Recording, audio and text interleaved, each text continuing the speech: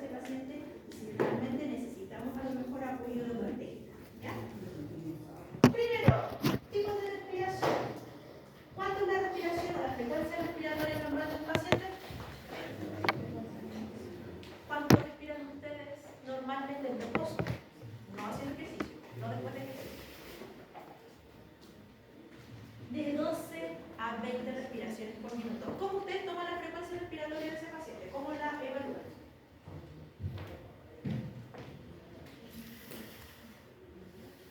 ¿Con una máquina? ¿Cómo? Yo digo ya, evalúa la frecuencia respiratoria de esa persona.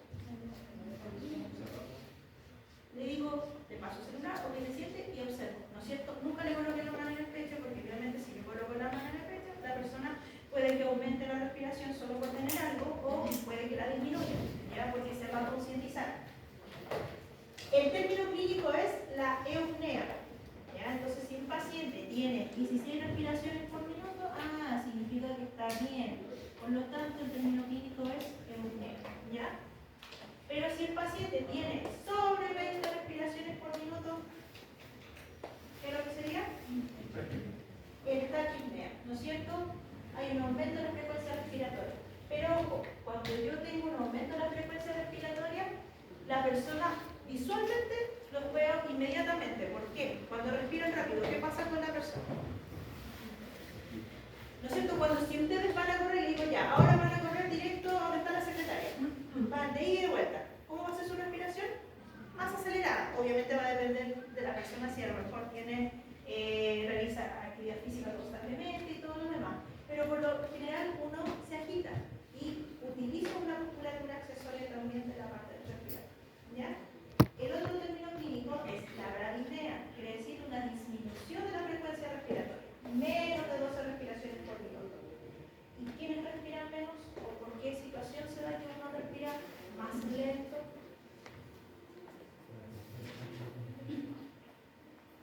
La hipotermia hace de que uno, cuando disminuye la temperatura, respire más lento. Algunos cuadros también neurológicos también generan que respiren más lento. El uso de algunos fármacos, o cuando, por ejemplo, están con sedantes, también la respiración se hace más lenta. Apnea, como lo muestra la figurita, quiere decir que hay una interrupción de la respiración. ¿Respira? Y no respira. ¿Ya? Hay apnea del sueño, quiere decir que durante el transcurso cuando tú duermes no respiras. Y pasa generalmente a los niños más pequeños. ¿Ya? Y en pacientes que tienen problemas insuficiencias cardíacas también.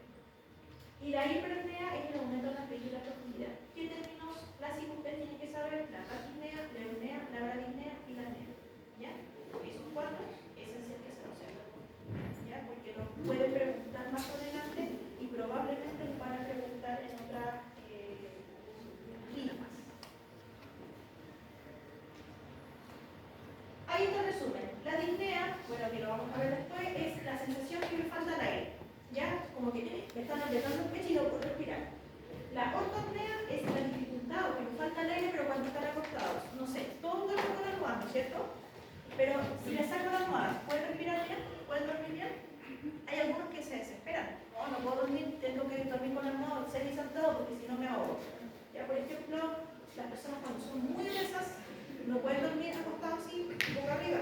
Tienen que dormir semi-sentados. La taquipnea, entonces, ¿qué es lo que era? Aumento de la frecuencia respiratoria sobre ¿cuánto? Sobre 20. ¿Ya? La apnea, no hay respiración, ¿no es cierto? Hay una interrupción de la respiración. Esto no está bien. Por ejemplo, la frecuencia respiratoria normal no es de 12 a 15, es de 12 a 20. ¿Ya? La bradipnea, menos 12 respiraciones por minuto, o es una frecuencia respiratoria que es más lenta. ¿Ya? La eupnea, frecuencia respiratoria normal. Y el término apnea viene siendo a referencia a la respiración. ¿Ya? Así que eso se lo voy a resaltar. La disnea. Ustedes vieron la presentación, la echaron un ojito, la vieron, la abrieron, la descargaron. ¿Qué es lo que es la disnea entonces? ¿Alguien ha ha tenido disnea alguna vez? ¿Alguien tuvo COVID? ¿No sintieron esa sensación como que me cuesta respirar, me falta el aire? ¿Un poquito? ¿Más o menos? O cuando les digo corran, vayan directo, o los han hecho correr y como que les falta el aire, como que no ingresa. Yo creo que todos en algún momento han sentido eso. O cuando están muy congestionados, como que no pueden respirar bien. Bien, esa sensación subjetiva de agua o falta de aire se llama disnea. Hay disneas que son fisiológicas, que son entre comillas normales que pasan a algunas personas. Por ejemplo, cuando haces ejercicios de alta intensidad, te exiges más de lo que tú puedes hacer. En el caso, por ejemplo, las mujeres cuando están embarazadas también sienten esa sensación de falta de aire. ¿Por qué creen ustedes? ¿Qué pasa con el útero? Se agranda, ¿no es cierto? Al agrandarse, porque hay 3 kilos adentro, más lo que es el líquido y todo lo demás, ¿qué pasa con la víscera? ¿Qué pasa con el diafragma, que es así? Se va hacia arriba. ¿Qué pasa con los pulmones? De compresión. Entonces, es normal que sientan esa sensación de cansancio, ¿ya? O de disnea. Es una sensación de malestar durante el acto de respirar, es muy desagradable y es uno de los síntomas de consulta más habituales.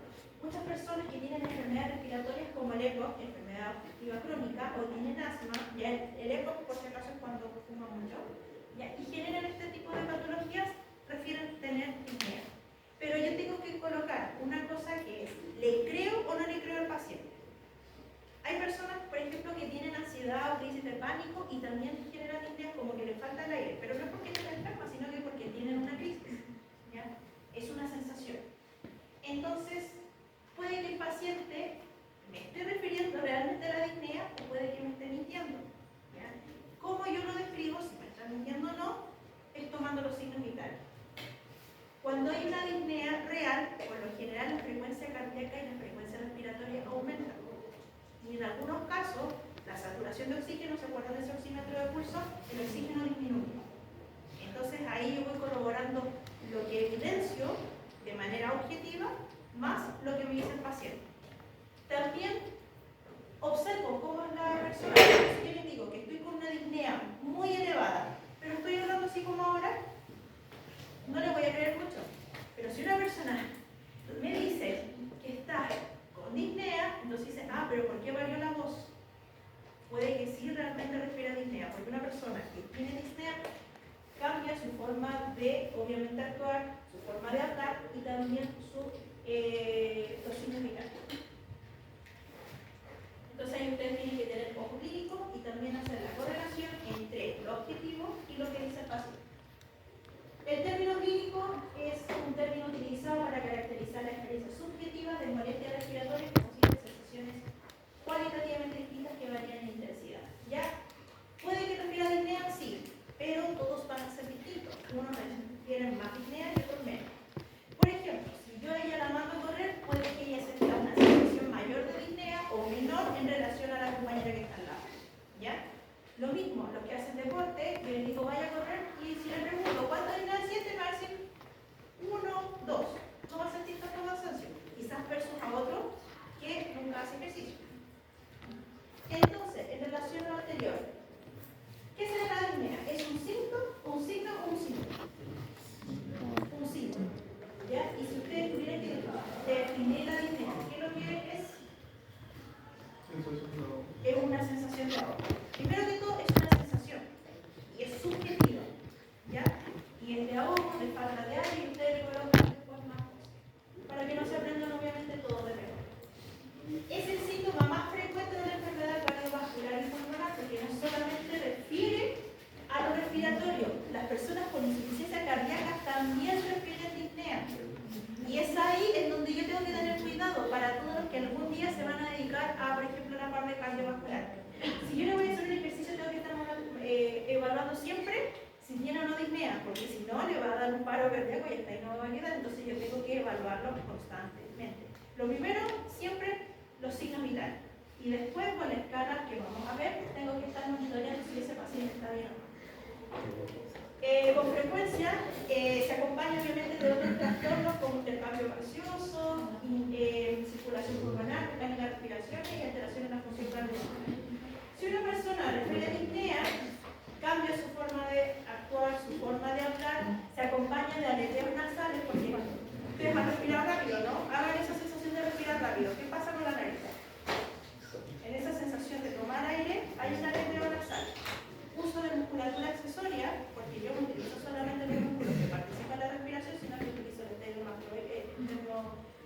reumatoideo, ya los escalenos, empiezo a utilizar también otras musculaturas del abdomen, y eso se asocia a la disnea.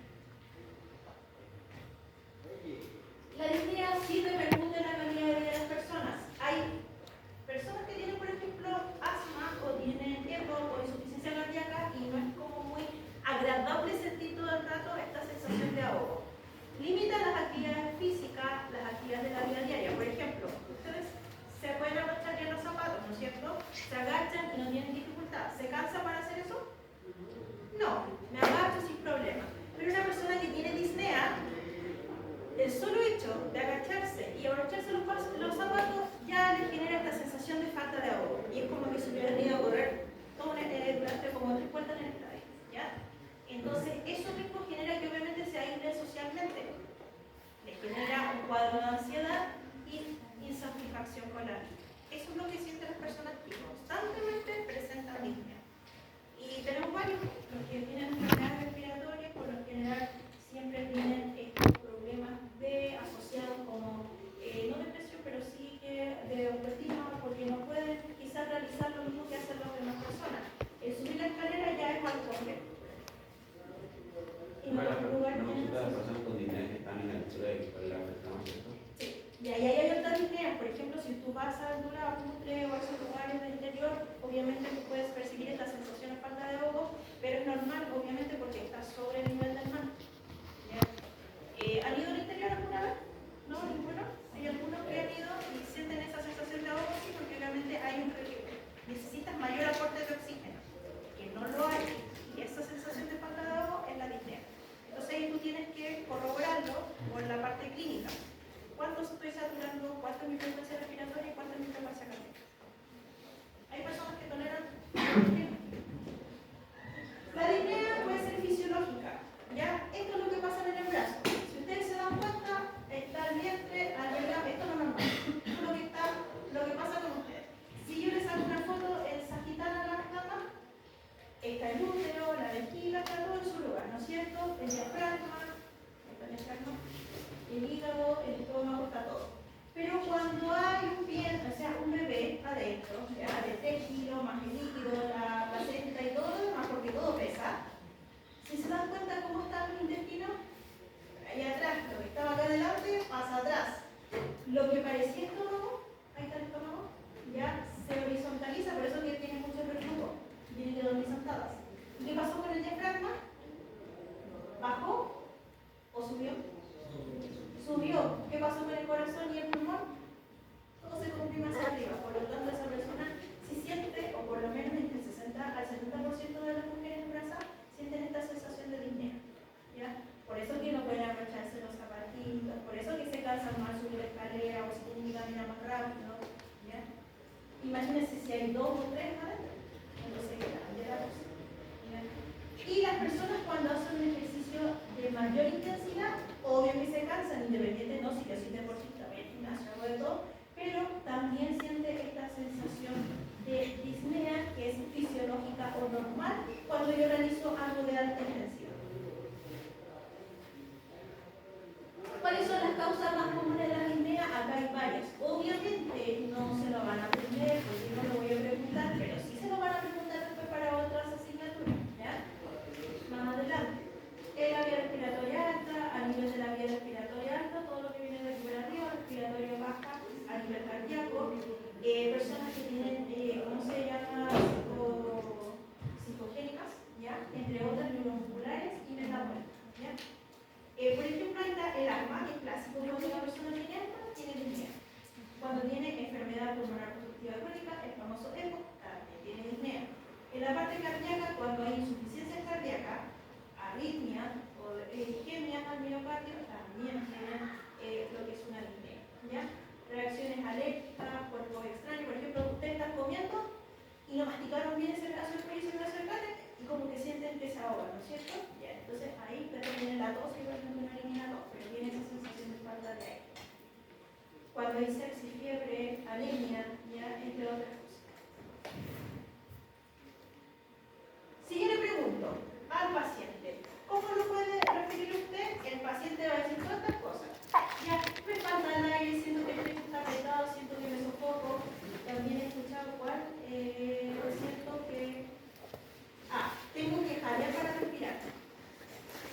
no sé, los perritos cuando corren, ¿no es cierto? Y corren muy intenso, ¿cómo están? Con la lengua afuera y ya. Esa sensación es la que se la pueden referir los pacientes. Me cuesta trabajo respirar, siento que no puedo respirar, siento que me ahogo, siento que estoy respirando más. Si le dice una de esas consignas, estamos presentando un cuadro de disnea y es donde yo tengo que ver si realmente es así o no lo es. Pero ojo, cuando una persona está inconsciente, ¿ya? Está con anestesia, ejemplo, ¿ya? No le puedo preguntar si tiene disnea. Puede que esté respirando rápido, pero no tiene disnea. Porque la disnea es una sensación y eso yo lo tengo que verbalizar, por si acaso. ¿Ya? Entonces, si una persona está inconsciente, no puedo cuantificar ni el dolor ni tampoco la disnea. ¿Por qué? Porque está inconsciente. Yo le puedo preguntar si él está durmiendo, ¿cuánto le duele? No, porque no lo va a decir. ¿Puedo cuantificar disnea? Tampoco, porque está inconsciente. ¿Ya? Puede ser una respiración alterada, pero no es disnea. ¿Ya? Puede ser incluso una persona con una respiración normal, pero puede referir disnea. Ya que es lo que pasa cuando hay una crisis, por ejemplo, la ansiedad. Puede tener una respiración normal, pero sí puede presentar esta sensación de falta de aire, porque no es a nivel fisiológico, sino que se da por otra situación. Una sensación de estrés o similar. Ya, ahí está. La ortopnea es, ahí está el decúbito supino. El paciente, por ejemplo, está sin almohada y siente esta sensación de falta de aire. Entonces dice, necesito una almohada porque me estoy ahogando. ¿Ya? Puede ser por fallo ventricular, problema de la musculatura respiratoria, porque no se está, no se llama de manera correcta. La treptonea no sucede tan frecuentemente, pero es una sensación de disnea cuando estoy acostado de lateral, de lateral. La bentonea es cuando yo me voy hacia adelante, o sea, por ejemplo, yo me quiero agachar a recoger algo o a abrochar los zapatos, ¿ya? Es la sensación de falta de aire cuando yo me inclino, me voy hacia el interior. Y la taquipnea cuando está en sensación de pie, que ya es algo más complejo, anomalía cardíaca, más conocida congénita, entre otros. El más clásico y utilizado es la ortopnea. ¿Cómo van a evaluar ustedes la disnea? Lo primero, evaluación de signos vitales y la apariencia inicial. O sea, ¿qué signos vitales van a evaluar? Frecuencia cardíaca, frecuencia respiratoria. ¿Qué otro signo vital evaluar? La saturación de oxígeno. Tengo que ver cuánto oxígeno tiene esa persona. Y la temperatura. Esos son los 4 signos vitales que ustedes siempre deben evaluar. Y la apariencia, o sea, si el paciente está el color que tiene o está medio azulito.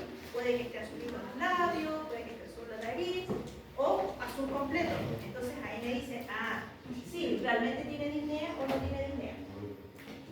Importante, la anamnesis, buscar los síntomas que acompañan al dolor, por ejemplo, si hay dolor torácico, fiebre, palpitación, entre otras cosas, el examen físico que van a realizarlo después, cuando ustedes ya empiezan a tocar, y lo acompaño de exámenes o imágenes como la radiografía torácica, para ver cómo está el corazón y cómo está el corazón.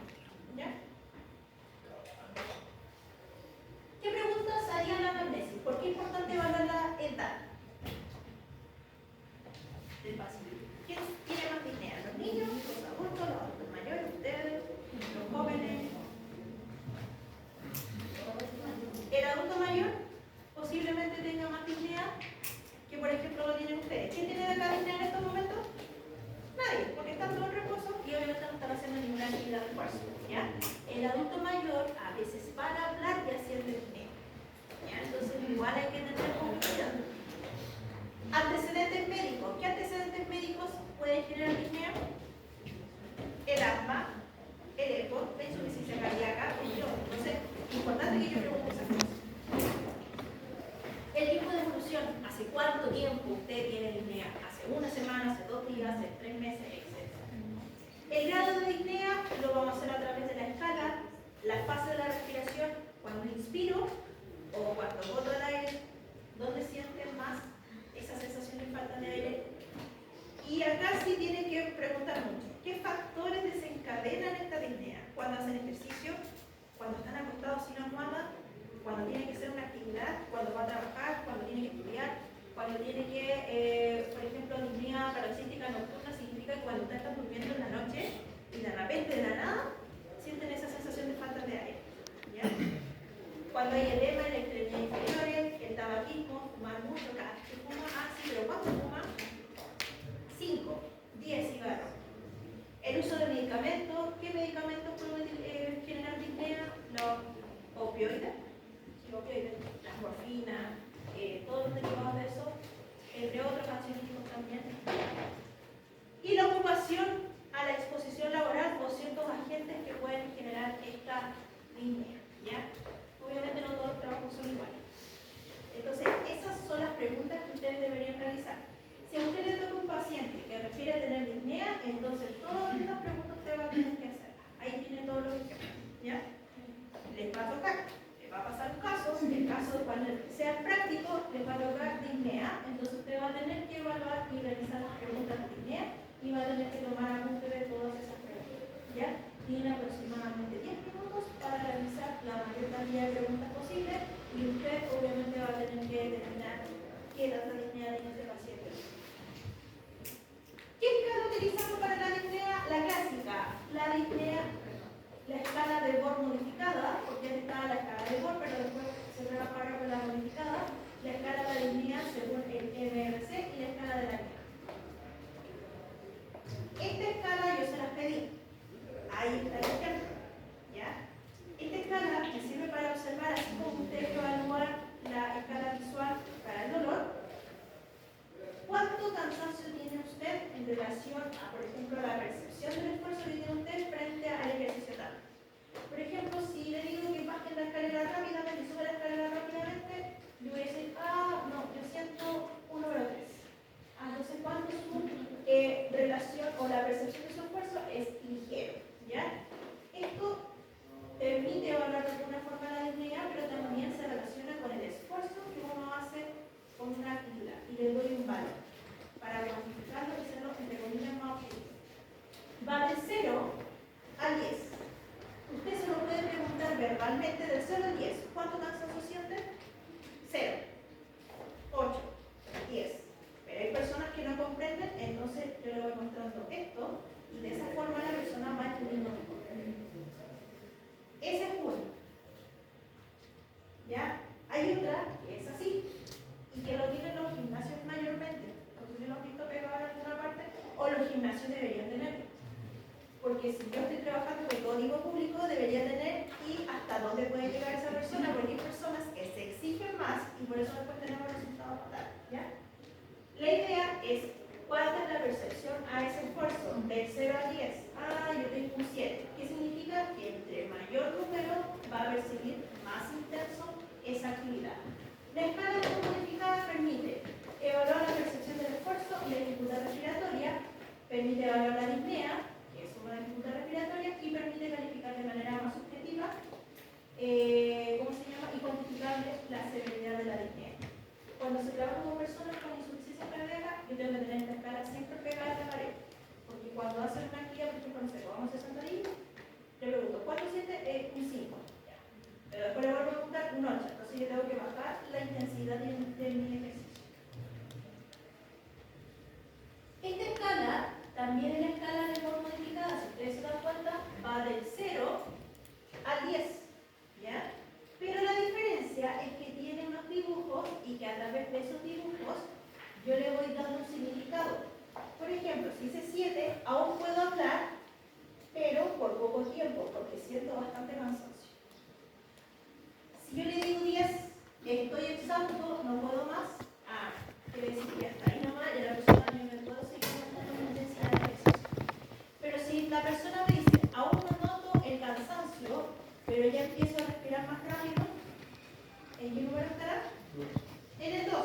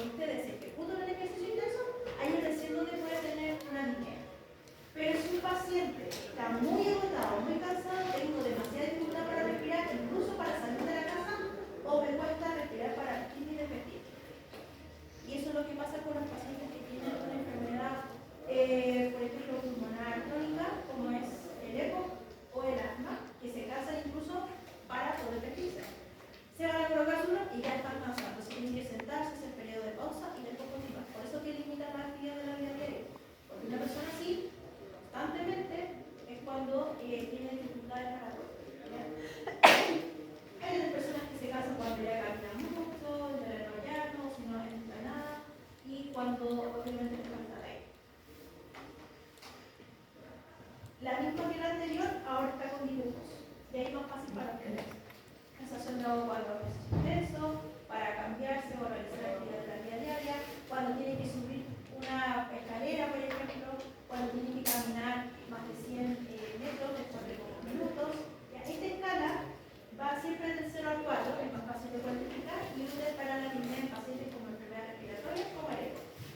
En los CEFAM está pegada esta escala por si acaso, así, tal cual, para poder cuantificar de alguna forma la dignidad que tienen, porque siempre tienen dignidad, pero yo quiero saber cuánto tienen dignidad, si solamente para caminar, o ya para caminar como para vestirse, para cambiarse, o para presentarse un pasatiempo. Después tenemos la escala de la NIA, también evalúa la dignidad, pero para lo que es los pacientes con cardiopatía. Ya, entonces ahí está el corazón. Clase 1 también, y usted se da cuenta, el corazón cada vez va peor. Ya también va clase 1, 2, 3 y 4. ¿Ya? Entonces de esa forma me permite saber qué tanto su insuficiencia cardíaca, si es leve, moderada, es grave, es severa o solamente hay una excepción. ¿Ya? Por ejemplo, la última, la insuficiencia cardíaca grave, hay unos síntomas de insuficiencia cardíaca, incluso en reposo y aumentan con cualquier actividad. ¿Ya? Esto lo utilizan muchos quienes que trabajan con pacientes que están antes de operarse o hacerse una cirugía al corazón, porque hay muchas personas que sí tienen problemas de insuficiencia cardíaca, o después se operan, ya hacen su bypass y todo lo demás, entonces después de eso tiene que haber un proceso de rehabilitación. Es una área que es más compleja porque tenemos que ver mucho tema de lo que es cardiología que nos pasa. Esa misma escala, la escala de línea está ahí como un dibujito, ya después se le coloqué varias opciones ahí de escalas para que ustedes también sepan cómo esto es imprimir y todo lo demás. ¿Ya? Escala para medir la apnea y definir la capacidad funcional del paciente y va directamente para aquellos que tienen insuficiencia cardíaca. Entonces, si el paciente tiene un eco, ¿qué escala utilizo más? ¿Qué escala me sirve de las tres que vimos anteriormente? ¿La escala de Borg, la escala del MRC o la escala de la NIA? ¿Sí? ¿Por enfermedad pulmonar obstructiva crónica? De la MRC y también la de Borg. Si una persona tiene, por ejemplo, asma, que es el clásico que siempre todos tienen, ¿qué escala utilizo más de las tres? ¿La de Borg? Muy bien, ¿ya? Utilizo la de Borg o inclusive puedo utilizar la del MRC. Si la persona tiene una insuficiencia cardíaca, me voy primero, también la de Borg, porque la de Borg la utilizo para todo, y después la otra, la de la NIA, ¿ya?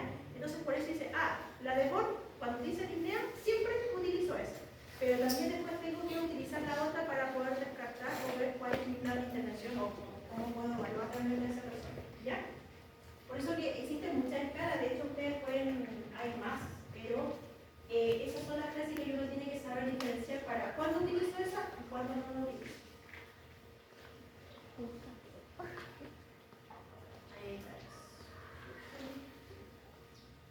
Y por último vamos a ver el síncope. Por si acaso, cuando vayan a prácticas, me van desayunados o almorzados, porque esto lo he visto varias veces y después ahí tengo que llevarlo a su casa, porque señorita o el joven se me desmayó. ¿Me ha pasado? Sí, me ha pasado. Y se desmayó. ¿Ya? Creo que el síncope es la pérdida de conciencia que es transitoria, ¿ya? Porque es un momento solamente, no es que pierda la conciencia siempre que sea como, no sé, se desmayó y no sabe nada. Es la pérdida del tono postural con respiración completa sin mediante la, ¿ya? Más conocido como la hipotimia. ¿Ya? También es un momento, de repente está bien y se desmayó, ¿ya? Entonces el término correcto es síncope o, ¿cómo se llama? La lipotimia o presíncope. ¿Qué significa? Que es una sensación de desvanecimiento o pérdida de fuerza que puede ser o no. Como que antes de que ocurra el síncope, que es que te desmayes completamente, ocurre la lipotimia, que es como un presíncope.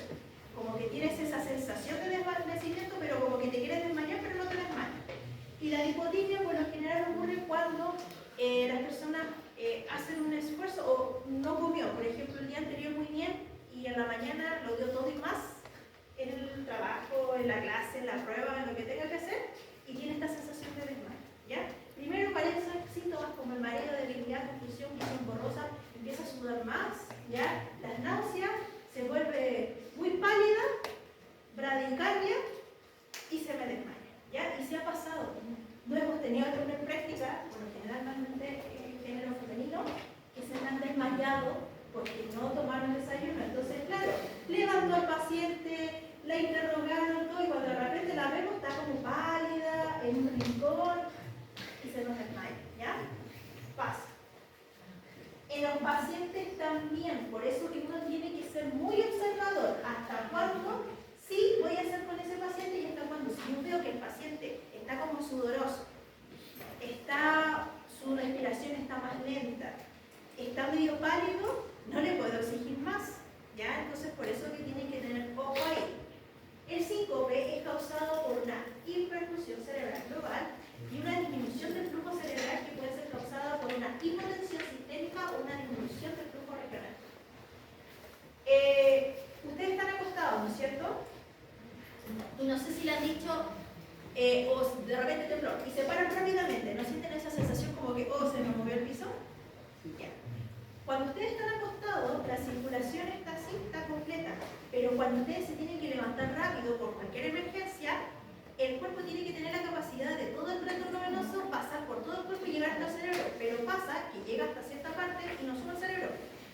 Por eso que como no llegó, entonces tiene esta sensación como que me estoy mareando, ¿ya? Y esta sensación de hipotensión, la presión arterial disminuye un poco. Y por eso que nosotros como kines tenemos que hacer una prueba, que es fundamental. Fisiopatología del síncope. Puede ser un síncope neuromediano por estímulos estresantes, emocionales, fiebre, dolor, ¿ya?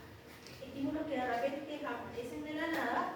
Un síncope ortostático, ya que hay una disminución de la frecuencia arterial sistólica cuando hay cambios de posiciones, que es lo que decía recién, o sea, tú estás acostado y te levantas rápidamente, o un paciente que está acostado mucho tiempo le dice al kine, ya, ahora vamos a ponernos de pie porque vamos a caminar. También puede pasar acá. Un síncope cardiovascular, arritmias, alteraciones al miocardio y causas secundarias como una hipoglicemia que suele pasar con los aquellos que no tomaron desayuno y hicieron una actividad física intensa. Para ustedes, lo ideal o lo clásico que tienen que saber es el síncope ortostático, ¿ya? Que lo que era, ¿cómo se llama la posición de ortotomía? Era acostado boca arriba, ¿no es cierto? Ya. Vamos a entender que la presión arterial de una persona normal es de 120 a 80 milímetros de mercurio.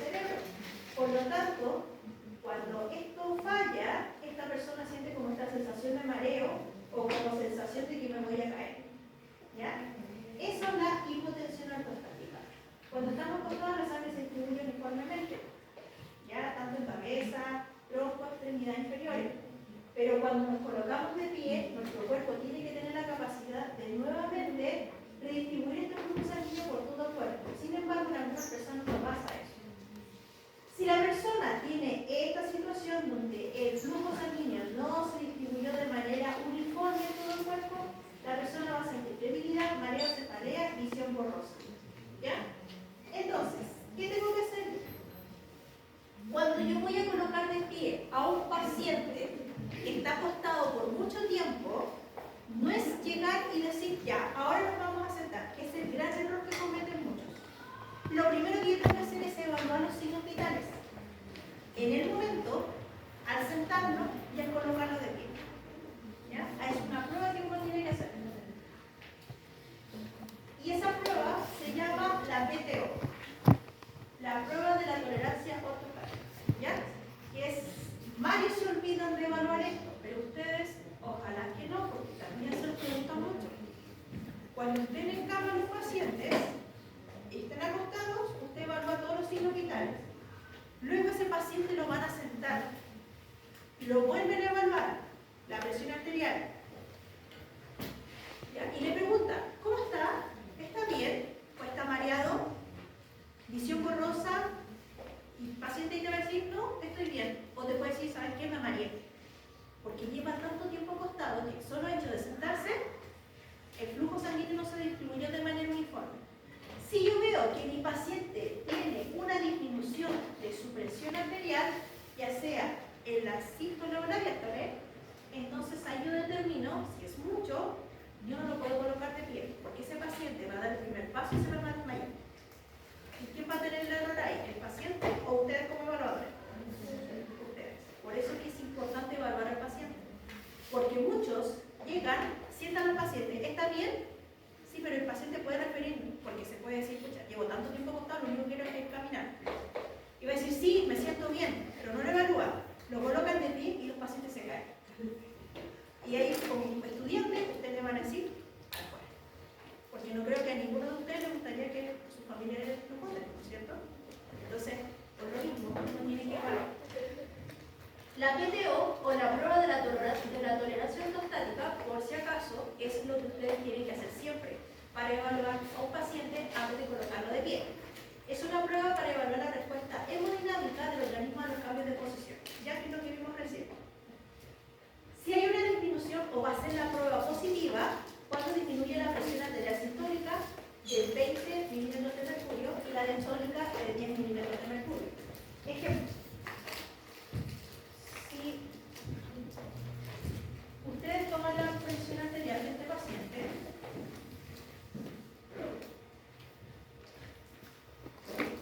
presión arterial basal, quiere decir que lo tomaron cuando usted estaba acostado, entre 120 con 80, ¿no es cierto? Milímetros de mercurio. Esto es presión arterial sistólica o diastólica.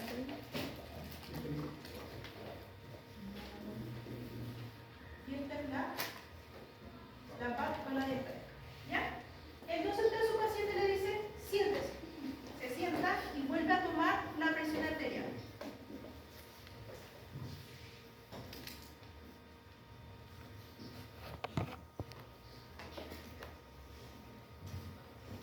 Y usted ve que hay una variación, ¿no es cierto? Aumentó, disminuyó, se mantuvo. Disminuyó. ¿Cuánto disminuyó acá? 20. ¿Y acá cuánto? 10. Entonces la prueba de la tolerancia ortostática, la PTO, ¿es positiva o negativa? ¿Es positiva o negativa? Dice, es positiva cuando hay una disminución de la PAS de 20 milímetros de mercurio o de la diastólica de 10. Puede ser una o las dos. Durante el paso de la posición de pie. ¿Hubo una variación? Sí hubo, ¿no es cierto? ¿De cuánto? De 20 en la PAS y de 10 en la PAS. Por lo tanto, la PTO es positiva o negativa? Es positiva. Si el paciente tiene una presión arterial de 120 con 80, usted lo sienta y tiene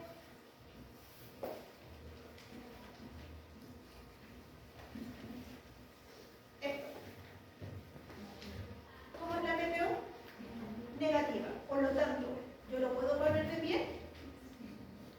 ¿Sale negativo? ¿Lo puedo colocar de pie? Sí, sí lo puedo colocar de pie.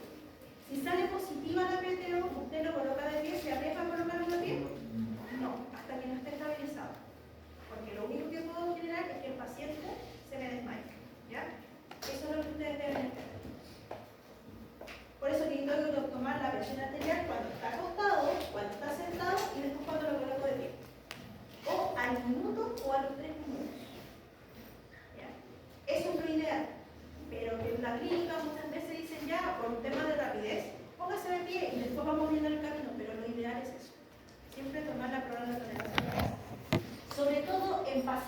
tienen accidentes cerebrovasculares o enfermedades neurológicas con insuficiencias cardíacas o adultos mayores. Uno dice los jóvenes, no, pero sí, hay personas que también se pueden enfermar. ¿Dudas hasta ahí? ¿No? ¿Ninguna? Entonces, tenemos la clase de los días martes, la de la acacia, recuerden que en 2 semanas más, ya la próxima lección siguiente, tenemos la prueba. Voy a mandar el cronograma con todas las fechas hasta que me digan el calendario académico, porque